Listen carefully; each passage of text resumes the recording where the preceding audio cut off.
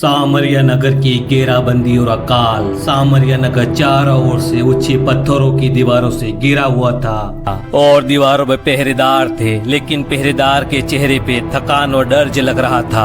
आसमान में धुआं हो रहा था क्योंकि बाहर कई महीनों से दुश्मनों की शिविरों की आग जल रही थी। नगर के चारों तरफ अरामी सेना ने अपने झंडे गाड़ रखे थे और घोड़ों पे सवार सैनिक पहरा दे रहे थे। शहर के फाटक बंद थे, कोई भी बाहर या अंदर नहीं जा सकता था।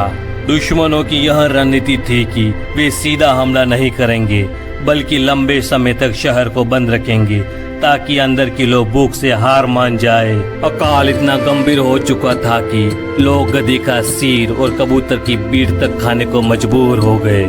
लोग खाने के लिए लड़ रहे थे। एक माँ अपने बच्चे को गोद में लिए रो रही थी क्योंकि उसके बच्चे के लिए खाने पीने के लिए कुछ भी नहीं था। एक बूंद पानी के लिए भी लोग आपस में झगड़ रहे थे। दीवार के ऊपर से कुछ लोग दुश्मनों को देख रहे थे, लेकिन बाहर जाने की हिम्मत नहीं जुटा रहे थे। लेकिन उसी शहर में एक भविष्यवक्ता रहता था जिसका नाम था एलिशा। एलिशा ने शहर के बीच में खड़े होकर परमेश्वर का संदेश देते हुए कहा कि कल इसी समय पर सामरिया नगर के फाटक पर सस्ते भाव में आटा और जौ बिकेगा। वहीं पर एक अधिकारी हंसते हुए कहता है, यह संभव नहीं है, चाहे स्वर्ग से यहोवा खिड़कियां भी खोल दे तो भी। एलिशा उत्तर देते हैं, तू अपनी आंखों से देखेगा लेकिन खाएगा नहीं। वहीं शहर के बाहर 4 कोढ़ी आदमी बैठे थे जिनकी हालत बेहद खराब थी। कोढ़ बीमारी के कारण लोगों ने उन्हें समाज से अलग कर दिया था।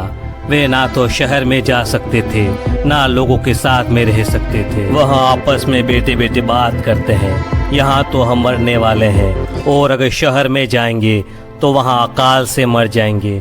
चलो हम अरामी सेना के पास में चलते हैं, अगर उन्होंने छोड़ दिया तो जिएंगे, वरना मरना तो है ही है। रात के समय में चारों चुपचाप अरामी सेना की ओर बढ़ते हैं, लेकिन यहोवा उनकी कदमों की आवाजों को रथों, घोड़ों व बड़ी सेना की तरह कर देता है और अरामी की सेना डर जाती है। सोचती है कि इजराइल के राजा ने मिस्र और मृत्यु की सेनाओं को बुला लिया है और वहाँ डरकर सब कुछ छोड़कर वहाँ से भाग जाते हैं। उनके तंबू, कपड़े, भोजन, सोना चांदी सब कुछ वहीं का वहीं रह जाता है। फिर चारों कोढ़ी जहाँ सेना का शिविर था वहाँ पहुँचते हैं। वहाँ एक भी सैनिक नहीं था। वे तंबू में जाकर खाना खाते हैं, सोना चांदी और कपड़े छुपाते हैं। लेकिन उनमें से अचानक एक जना कहता है, हम जो यहाँ कर रहे हैं वो ठीक नहीं है। आज खुशी का दिन है, यहाँ सब कुछ हम अपने तक सीमित नहीं रख सकते।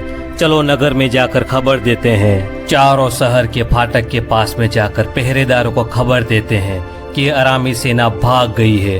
पहरेदार यह खबर राजा तक पहुंचाते हैं, लेकिन राजा को शक होता है कि यहाँ अरामी सेना का कोई जाल है। फिर कुछ सैनिकों को जांचने के लिए भेजा जाता है। राजा के सैनिक जाते हैं और देखते हैं कि सच में अरामी सेना सारा सामान वहीं का वहीं छोड़ के भाग चुकी है।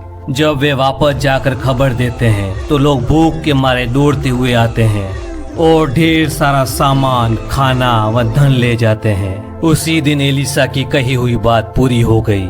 सब तरफ खुशियां ही खुशियां थी।